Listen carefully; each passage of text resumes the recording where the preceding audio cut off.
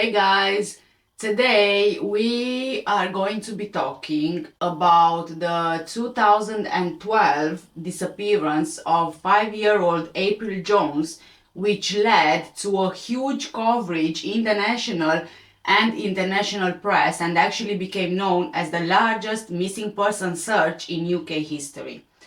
1 year later, in 2013, in May, Mark Bridger was found guilty of April's abduction and murder.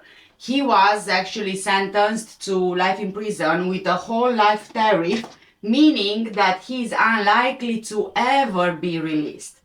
Okay, so now that we know what we are talking about, let's just start from the beginning. And I need to give you a disclaimer, guys. I will be butchering a lot of the names around here because this case takes place in Wales and there are some Welsh names which I did try my best to pronounce right. I was listening to the correct pronunciations, but sometimes it happens that I just can't pronounce them right. April Sue Lynn Jones was born in Machynlleth, Powys in Wales on 4th of April 2007. She disappeared on 1st of October 2012 after she got into a car which was really close to her home. April, she was actually born 7 weeks premature and she suffered with cerebral palsy from the hip down. But this didn't actually stop April from being a playful, active, and energetic baby girl. She loved her pink bike and she rode it from a really young age. And of course, her favorite color was pink. She also adored animals and the outdoors, but most importantly, she loved her mommy Coral, her daddy Paul, and her siblings. Coral and Paul later said that April, she will be remembered for her love for mommy, daddy, siblings, and how she liked to be bossy, and she had a wee cheeky nature despite being loving and kind. They also said that they will think of her every time they see the color pink and rainbows in the sky. April's mom, Coral, said that April was just her little Thumbelina, just like a little diamond. April's favorite toy was a small wind-up hamster, which her mom said would just drive everybody crazy in the house, but it was just so much fun. Her sister Jasmine later said that after April went missing, at one point someone told them to try and get some rest, but they just couldn't do it. She remembered that going up to her bed and staying in a room which was hers and April's with an empty bed was just soul destroying for her. Now, before we carry on with the rest of the story, let's just get to the word in Romanian really quick, which is Țara Galilor. Țara Galilor. Țara Galilor. Well done, guys, you just said Wales. Now, according to various sources, Mark Bridger, the man who was found guilty later on of April's abduction, who was 46 years old at the time, he is actually the uncle of April's two half-sisters, and we'll get into more details about Mark later on. So, you might be wondering, what exactly happened? Okay. On the evening of 1st of October 2012, April, she went to swimming lessons at a local leisure center whilst her parents, they attended a parents' evening at her school. After finishing her swimming lessons, April asked a friend from school, a 7-year-old, to come to her house so that they could watch together the film Tangled. So the friend agreed. They watched together Tangled. After they finished watching, April begged her parents to let her play outside with her friend. Now, it was quite late outside by this point after the Tangled film finished, so April's parents, they were kind of reluctant at first, but they eventually gave in. However, her mom, Coral, told April that yes, she can go outside, but she can't stay outside for too long. April Jones was last seen by her parents riding her small pink bicycle at approximately 7 p.m. At 7:15 p.m., April was out playing with her friends at the Brynigog housing estate in Machynlleth. 20 minutes after Coral allowed April to play outside, with April still not back home at the house, her mom decided to go out and look for her. So, at 7:29 p.m., with no luck in finding April, Coral, she decided that it was time to call 999 to report April missing. Police was sent out and the first officer on the scene managed to speak with the witness, who was a child. Now, this child said that she saw April getting into a grey van. On hearing this, the police immediately upgraded their investigation to a critical incident and they launched a massive search across Machynlleth.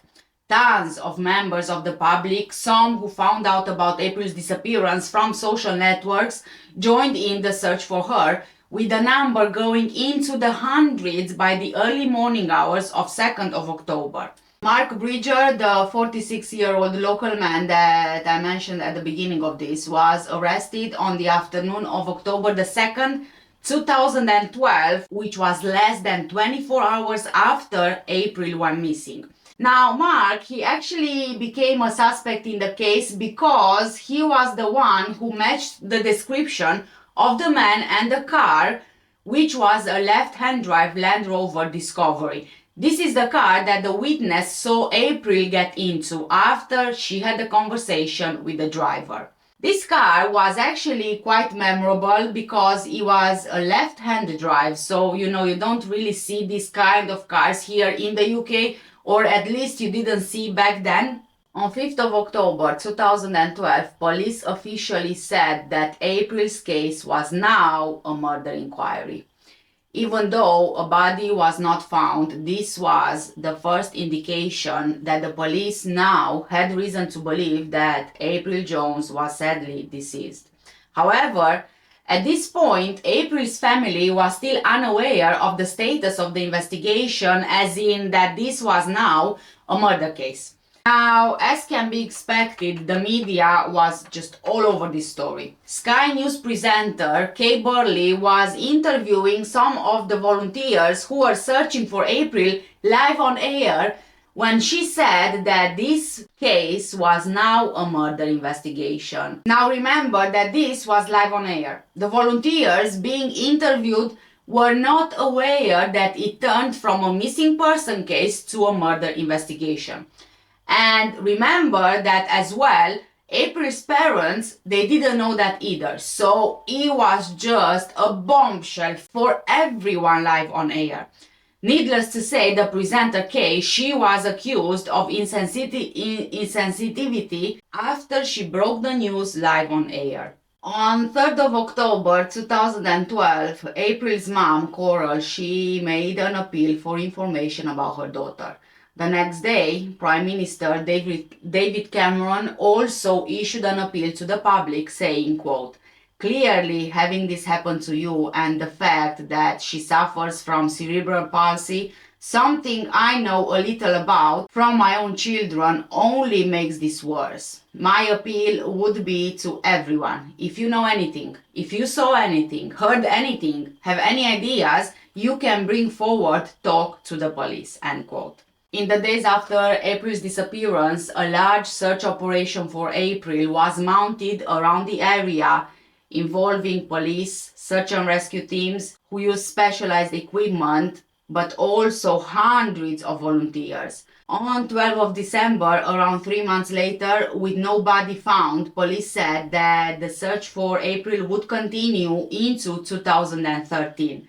But sadly, on 27th of March 2013, police said that they would have to call off the search after they were unable to locate April's body. By this point, the search was no longer a rescue operation, but it was more of a recovery operation. On 22nd of April, police would confirm that the search for April officially ended. The police stated that a reactive team of specialist officers are available to respond to any new information that is received. and this would be the largest missing person search in UK police history. So now let's see who this Mark disgusting character is. Mark Leonard Bridger was born at the War Memorial Hospital in Coshelton, Surrey on 6th of November 1965. He was the second of three children born to policeman Graham Bridger and his wife Pamela. He has an older sister and also a younger brother. Mark grew up in a semi-detached house in Wallington, Surrey. He attended John Ruskin High School in Croydon, leaving with 7 CSEs or Certificates of Secondary Education. Mark didn't exactly have a clean criminal record. He had some convictions for minor offenses, which went back to the mid-1980s. When he was 19 years old, he was convicted of firearm offenses and also theft. He moved to Wales in the 1980s, and in Wales he was convicted of criminal damage, affray, and driving without insurance in 1991. Then in 1992 he was convicted again for driving without insurance. In 2004 he was convicted of battery and threatening behavior.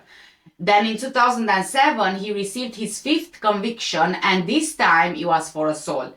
So it's like, every few years he would be convicted of something.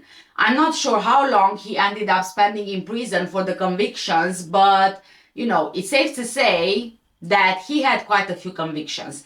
And I would say, my personal opinion, that the most striking ones would have to be the battery, threatening behavior, assault, and firearm offenses. So he did seem to be a violent person, right?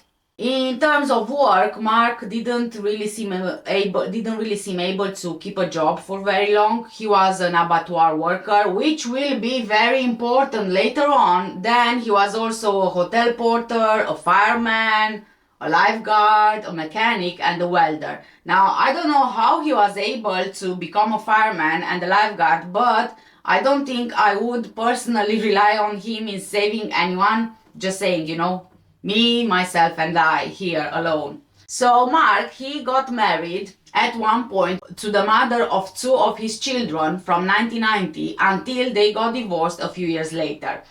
Mark, he ended up having 6 children by 4 different women.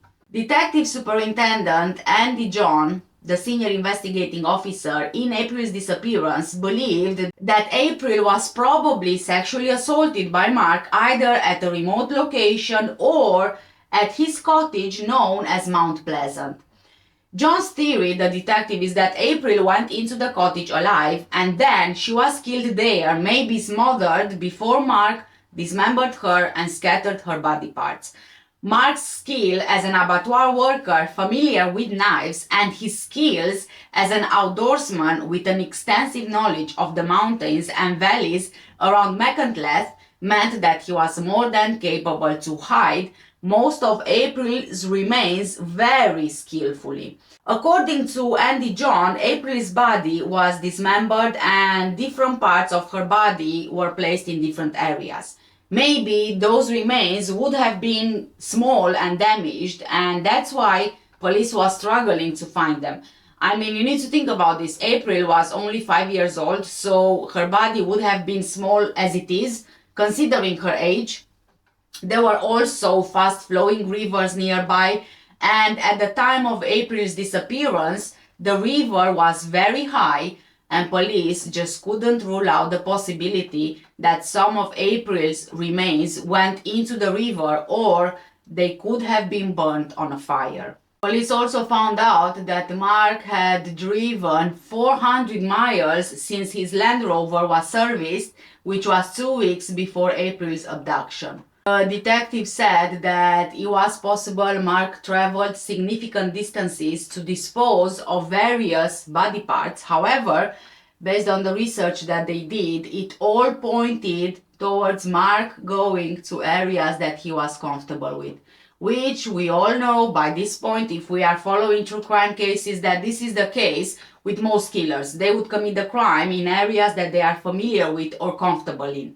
Detective John also believed that the abduction of a child was premeditated, and the reason why a child was mentioned rather than April specifically is because the detective didn't believe that April was the specific target, but rather a child.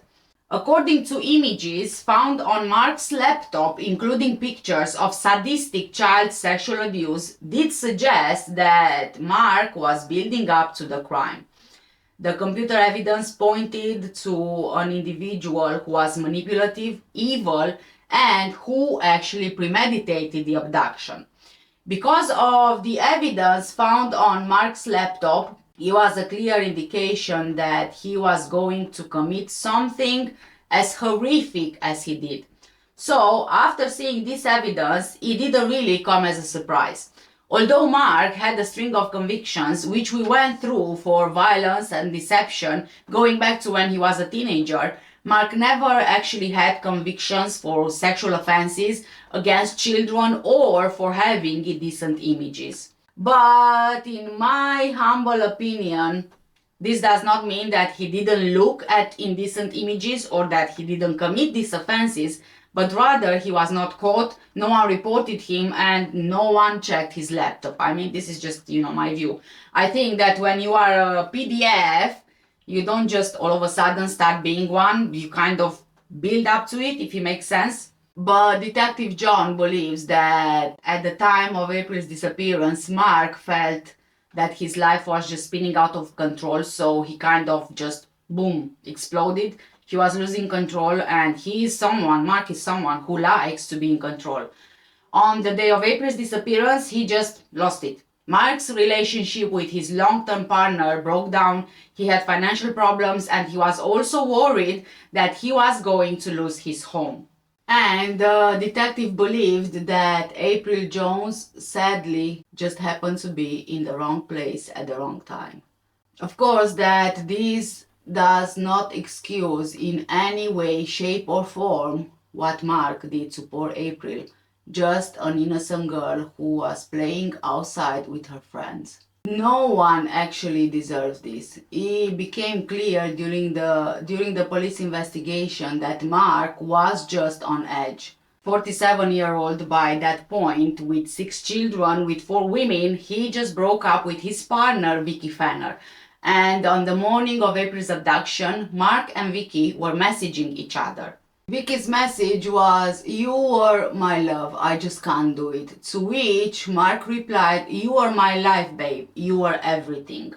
Then Mark, he took the day off work, and by midday he was on his computer already asking women out on dates, which is a huge jump from "you are my life, babe, you are my everything" to "do you fancy meeting up? No strings attached. Sorry I hurt you. Messages to another woman."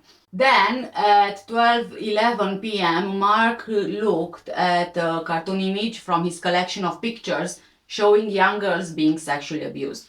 This particular image showed a girl bound with gaffer tape forced to have intercourse with an adult.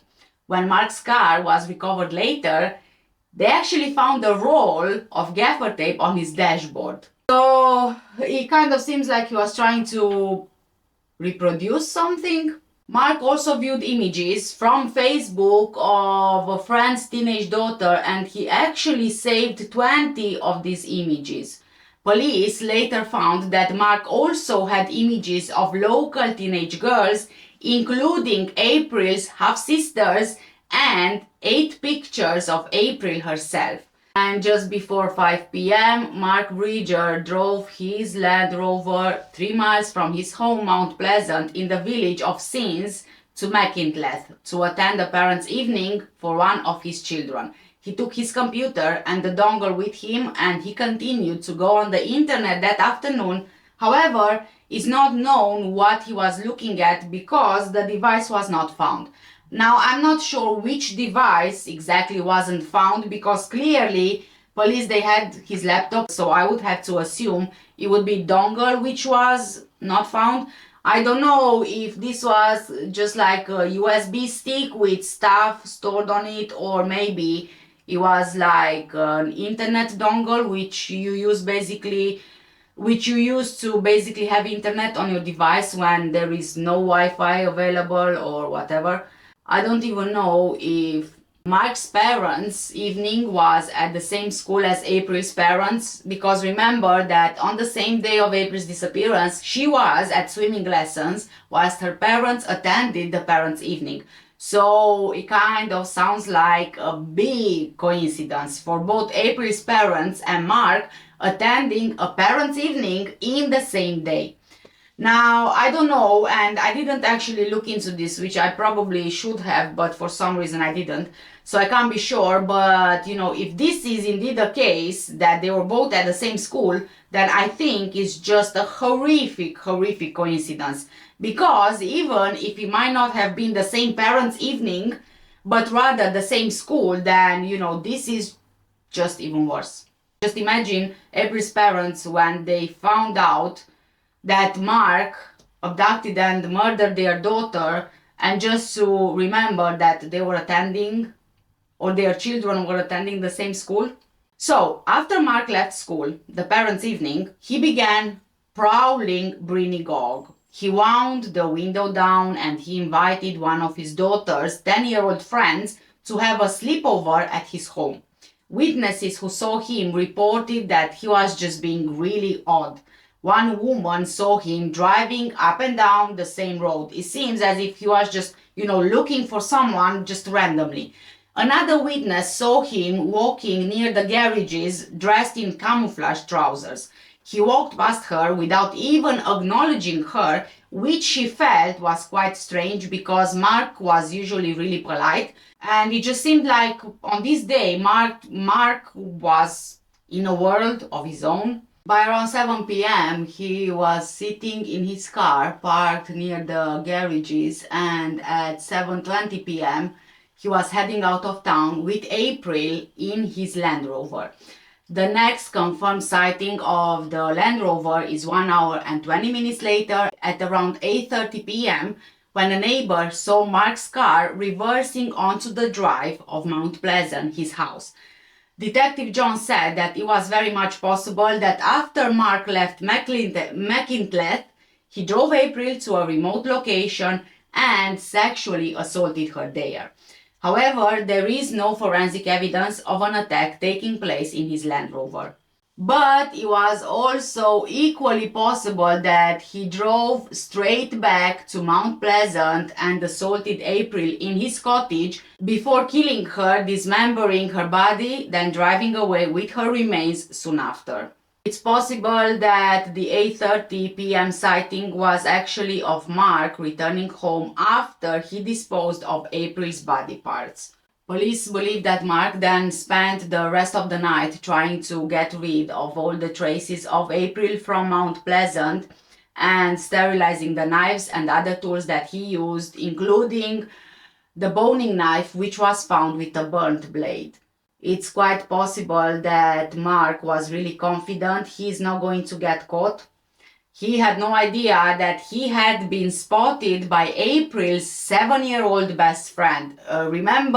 Remember the friend who was actually the child witness who said that she saw April get into a car? Back at Brinigog Estate, the hunt for April and her abductor was underway. The only police officer who was actually on duty in the town, Fiona Evans, she reached the estate at 7:37 p.m. and immediately she spoke to April's 7-year-old friend, who gave a very impressive account of what happened. She said that April got into what she believed to be a gray van. She also told the officer that the brother and sister of another friend may have been in the same car just the previous day. She told the officer who this friend was, and this was recorded in the storm report, which is the police's running record of the investigation. So this was recorded at 8:27 p.m. This information would actually prove to be vital in the investigation. The brother and the sister mentioned were two of Mark's children, but because of Mark's complicated family life, it took some hours for the police to actually make this connection. The police investigation in the early stages was sort of hampered by the fact that there were just so many people out there looking for April. People who could have revealed that the young witness was indeed talking about Mark's children, but these witnesses, they were actually not in their homes when police knocked on their doors. I mean, kind of everybody was most likely out there searching for April. So the police, they deemed April's disappearance as a critical incident. This actually instigated the UK's first nationwide child rescue alert, also known as CRA. And this was a move which was actually inspired from the US, in which high-profile appeals are designed to warn the whole country of a child's disappearance. So I think that this is about the Amber Alerts. So the Amber Alerts in the US kind of inspired the alert here in the UK. Now, you best believe that the police, they were trying to move quickly with this. Most victims of abductions are dead within a matter of hours. And with April having a mild form of cerebral palsy, she needed medication, so it was imperative that April was found quickly. By 9 a.m. on Tuesday, the 2nd of October, police had Mark's name and named him as a person of interest. So officers, they started working on his addresses and any vehicles he could be connected with. At around the same time, Mark was actually spotted near his home, close to a riverbank, carrying a black beanbag. A witness believed that there was something in this bag. Later, Mark took his Land Rover into a garage to be repaired, and then he pretended to help look for April. So kind of like inserting himself into the investigation. Where is my sponge? Oh yeah.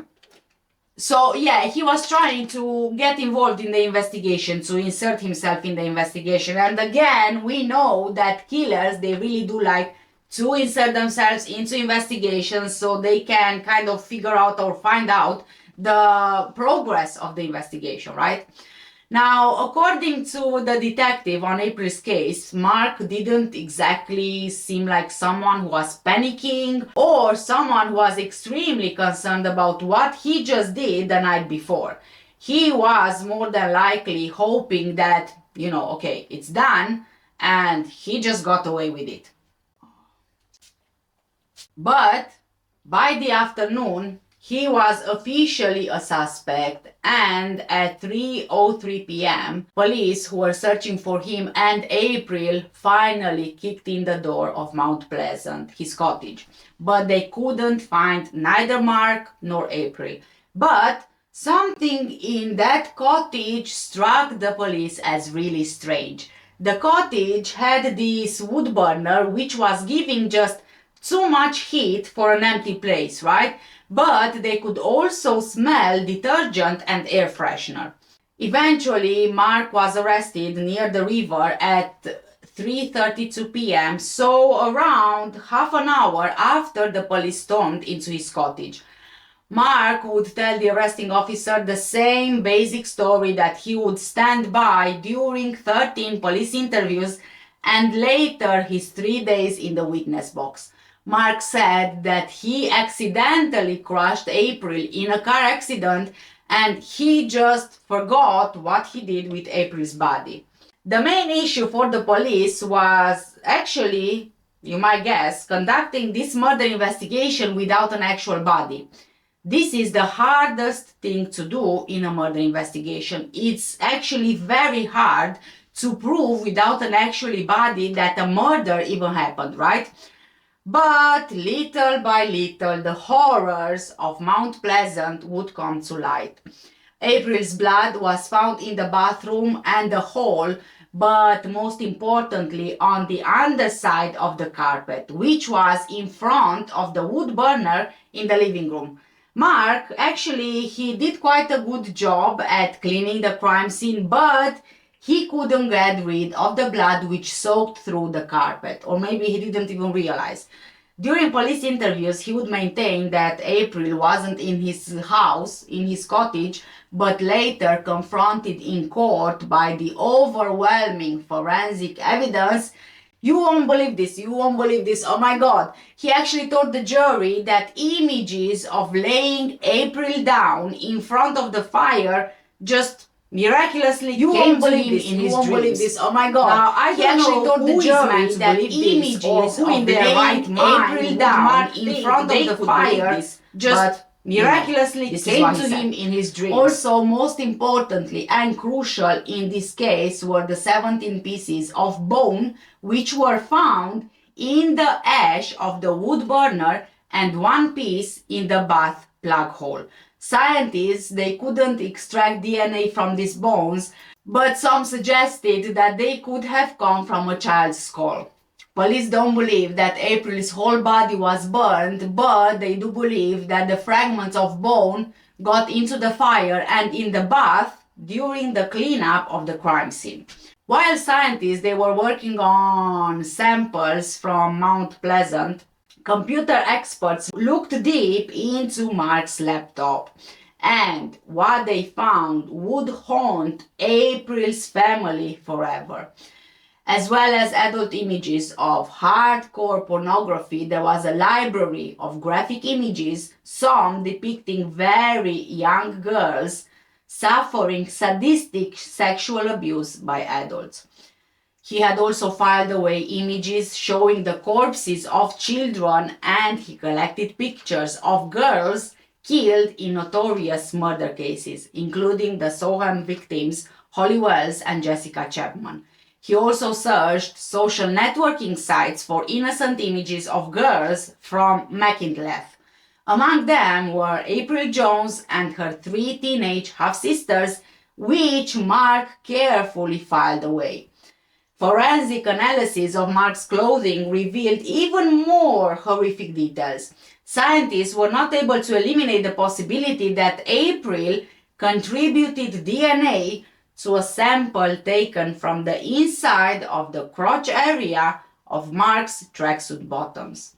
Even more crucial were his remarks following his arrest that if April's DNA was found on his penis, it could have gotten there if he had a wee while he was carrying her. Oh God, he was already, expecting that April's DNA is going to be found in that area, so he, came up with the story. He was already prepared, I guess. Oh God, some people are just disgusting. Worse than animals. At least animals, they are innocent, and they usually do what they do for their own survival. But I have to say that some people are just beyond disgusting, and it's just horrific to think that someone as similar as you and me, they can end up doing this kind of things. It's beyond comprehension, really. The 7 months since April was murdered were just really difficult, not only for her family and friends, but also for the whole town of McIntyre. Police and social services, they ended up visiting the estate since April vanished to take care of the children who were deeply affected by what happened to her, but they were also trying to find out if there were any other children who may have been victims of Mark in the past. But the detective in charge of the investigation said that no further allegations came to light. The search for April carried on through the winter, and it became the biggest search in British history. There was more equipment brought in, including drones, and the number of search areas within a box of 60 square kilometers reached 650. So 650 areas were searched. The police even brought in search dogs to search mine shafts and cave systems. A week before the start of Mark Bridger's trial, the police actually announced that the search was finally over, with a team of searchers on standby just in case they receive any fresh information. On 6th of October 2012, Mark Bridger was charged with abduction, murder, and attempting to pervert the course of justice. He appeared before magistrates on October the 8th, where he was additionally charged with the unlawful concealment and disposal of a body.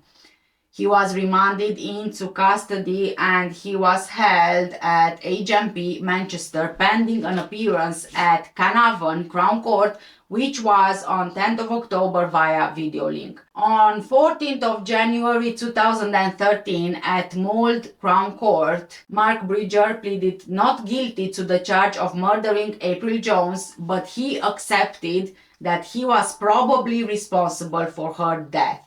The trial was set to begin on 25th of February at Mold Crown Court, but it was adjourned until the 29th of April at the request of Mark's defense team so that they could make further inquiries.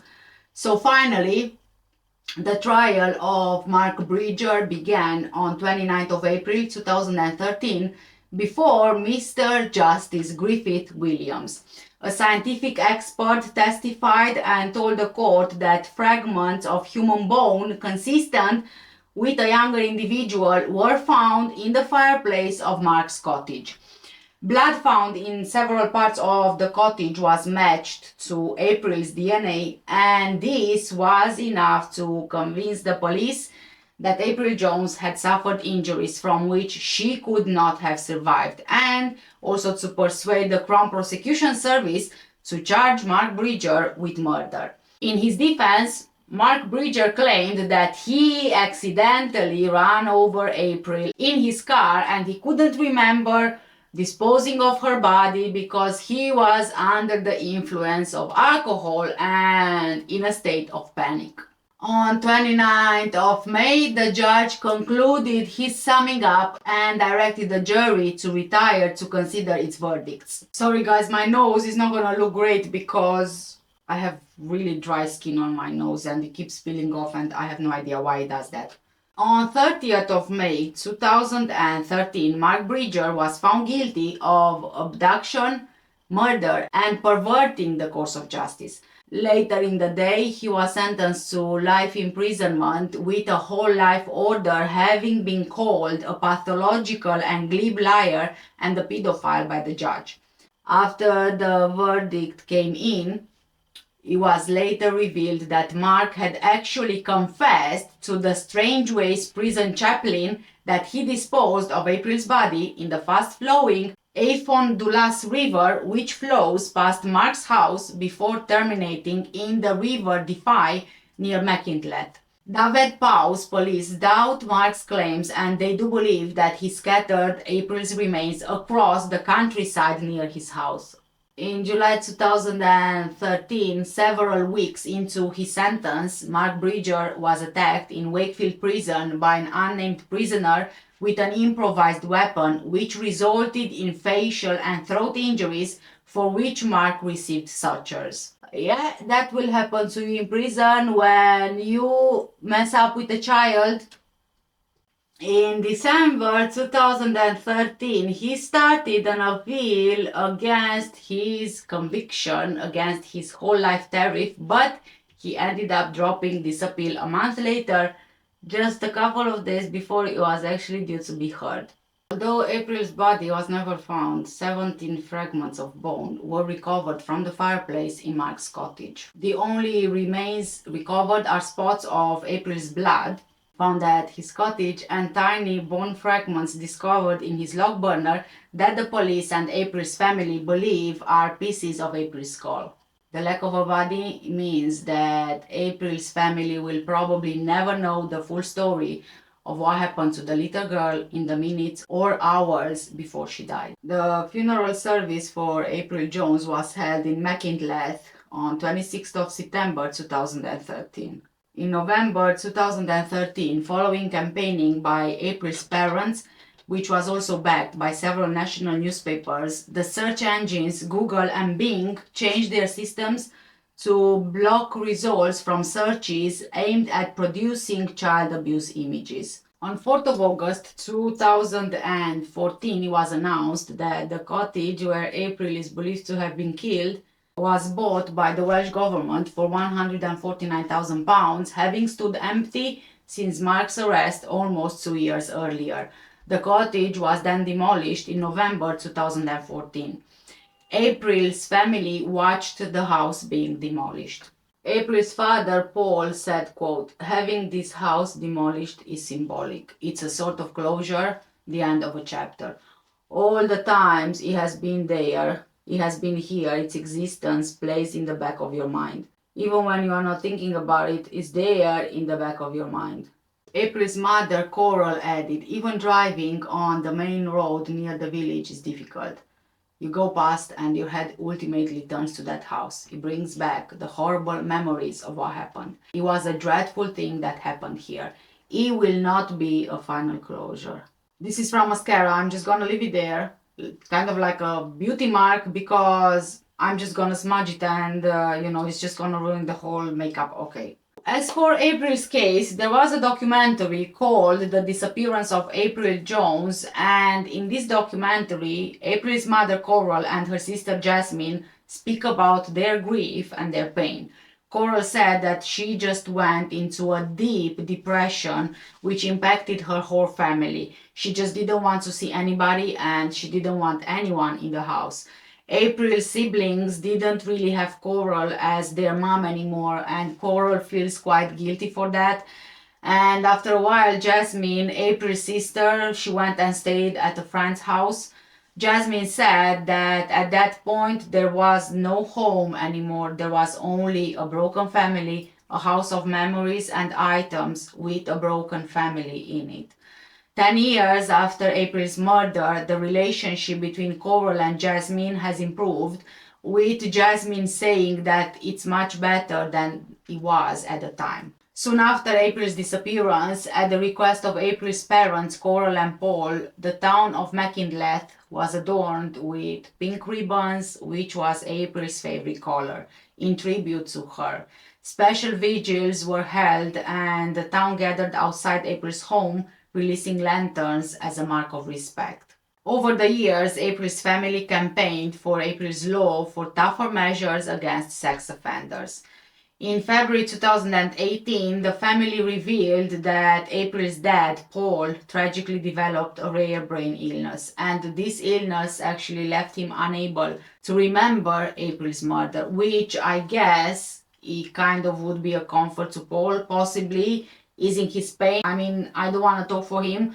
This is just, my assumption. If I would be in his position, which thank God I'm not, and hopefully I'll never be, but I would much rather prefer to not remember than live with the pain, if you know what I mean. But this is just me. Paul's wife, Coral, told the Mirror that Paul just couldn't understand why April didn't visit him in the hospital. Meanwhile, a former police officer admitted that he was left broken after working on the April Jones murder case.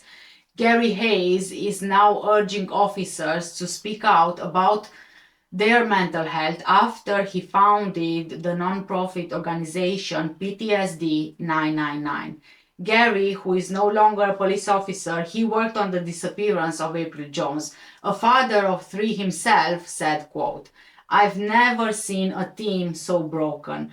Around 8 of us working on that case were parents and it impacted us all. We had a 6-hour drive back home and no one spoke in the van for the entire time. It was bizarre. The job can be emotional and draining. You go from job to job with very little downtime, trying to normalize the things you see." End of quote. In 2016, April's parents launched another petition calling for all sex offenders to remain on the register for life, no matter the crime. Previously, a petition was launched for April's Law, which called on the Prime Minister to stamp out child pornography online. However, April's family launched a new petition after they couldn't find out who began the original April's Law petition. April's mom, Coral, thanked everyone who signed and shared the petition regarding April's law, saying that the support was overwhelming, but unfortunately they couldn't locate the person who originally published the petition. So, the new petition is calling on the Prime Minister to make all sex offenders remain on the register for life, no matter the crime, for service providers and search engines to be better policed regarding child abuse images, and for harder sentences on those caught with indecent images of children. Coral was hoping that people will back the petition as they try to get it to 100,000 signatures to have it talked about in the House of Commons. Carol said, quote, "We have also spoken to many experts and have realized that our original ones regarding the policing of the web may not be obtainable." She added, "Over the last few years, Paul, Jazz, Harley, and I have worked tirelessly to raise money for missing persons and April's Trust." End quote. So I actually looked at this petition to kind of, see the results of it. And the petition got 127,296 signatures, which meant that the government responded to this in November 2016. Part of the response included, and I will be reading only the important bits. I mean, you can find it in full on the Parliament website if you want to read it. So, part of it reads, "The public should rest assured that sex offenders will not automatically come off the register. On 30th of July 2012, the Sexual Offences Act 2003 was amended by the Sexual Offences Act 2003 Remedial Order 2012 to introduce a mechanism which will enable registered sex offenders who are subject to notification requirements for life to apply for those requirements to be reviewed." This was as a result of an earlier Supreme Court ruling that our then law on indefinite sex offender registration without the right for review was incompatible with Article 8 of the European Convention on Human Rights.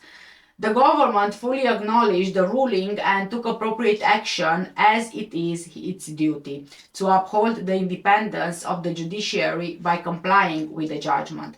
Under the previous government, we made changes introducing additional measures, making it mandatory for all registered sex offenders to notify to the police all foreign travel weekly where they are registered as having no fixed abode, where they are living in a household with a child under the age of 18, and their bank account and credit card details and information about their passports or other identity documents. Side note, before I carry on, it's just I find it weird that child sex offenders are allowed, after they are released from prison, to live with someone under 18 years old. I just find this completely shocking. Like, seriously, if you are a child sex offender, you've been to prison for sexual abuse, sexual assault against a child, and yet after you are released from prison, you are allowed to go home to a child under 18 who could potentially be your next victim. Make it make sense, because it just doesn't make sense. Okay, so let's move on to the next few bits. The government agrees that industry has a responsibility to work together with law enforcement. In 2015, Google announced that it had made changes to its search algorithm to prevent images and videos containing child abuse material from appearing in search results. They have publicly stated there has been an 8-fold reduction in child sexual abuse image-related search queries since. The Internet Watch Foundation has been active in facilitating the removal of indecent imagery of children from the internet. Their efforts helped the UK see a reduction from the UK hosting 18% of web pages of child abuse imagery to 0.2% by 2015. At the We Protect Summit in December 2014, industry committed to taking digital hashes of known child abuse imageries in order to ensure this could be identified and referred to the US National Center for Missing and Exploited Children and removed. As of October 2016, over 34,750 image hashes have been shared among industry by the Internet Watch Foundation. Sentencing is entirely a matter for our independent courts. When deciding what sentence to impose, the courts take into account the circumstances of the offense and any mitigating and aggravating factors in line with the sentencing guidelines. Maximum penalties are kept under review to ensure that the courts have adequate powers to deal with offenses effectively and proportionately.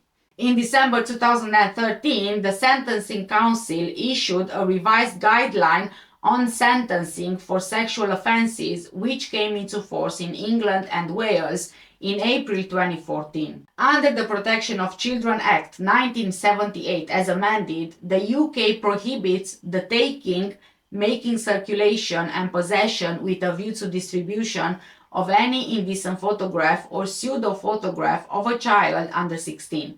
Such offences carry a maximum sentence of 10 years imprisonment. Section 160 of the Criminal Justice Act 1988 also makes the simple possession of indecent photographs or pseudo-photographs of children an offence. This carries a maximum sentence of 5 years imprisonment. This age was raised to 18 in the Sexual Offences Act 2003, and there are defenses for those aged over the age of consent, 16 years old, who produce sexual photographs for their own use within a marriage or civil partnership. These defenses are lost, however, if such images are distributed. The Sexual Offences 2003 Act significantly modernized and strengthened the laws on sexual offences in England and Wales to provide extra protection to children from sexual abuse and sexual exploitation. It was designed to meet 21st century challenges of protecting children and addresses issues including internet pornography and grooming children for sexual abuse.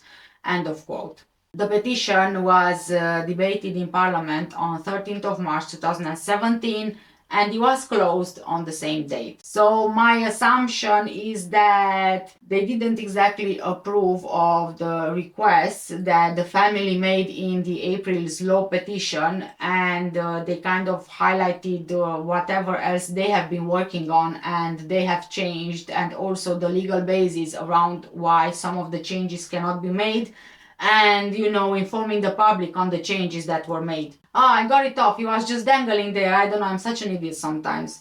And guys, this is the horrific story of 5-year-old April Jones, and sadly to this day her remains had not been found apart from those bone fragments which were found. And it's such a shame, really, and I really feel so sorry for the family, because in this way they might never be able to get full closure. I mean, there was a funeral, there were funeral services held, but still they don't have April's body, which is just heartbreaking. And I really hope that the family somehow are able to deal with this, with the heartbreak and with the trauma after everything that happened. And also, thanks to April Jones, the UK kind of took inspiration from the Amber Alert in the US, and they started using this system as well. And also there were a lot of changes made in legislation in terms of Google searches, and also harsher sentences for those who possess child indecent images and sex offenders. So it's kind of bittersweet. Of course, it's going to be very, very bitter, because a child, a baby, a 5-year-old baby lost her life for the government to kind of think about some changes that they could possibly make, because otherwise, if it wouldn't have been for April Jones, they probably wouldn't have changed much of anything, really. And it's a shame, but it's also infuriating that something really atrocious or something really horrific has to happen before somebody takes any kind of action. And with this, I got to the end of today's video. Thank you so much, guys, for staying with me. Please do let me know what do you think about this case in the comment section down below. For now, take care, stay safe, and I'll see you next time. Bye!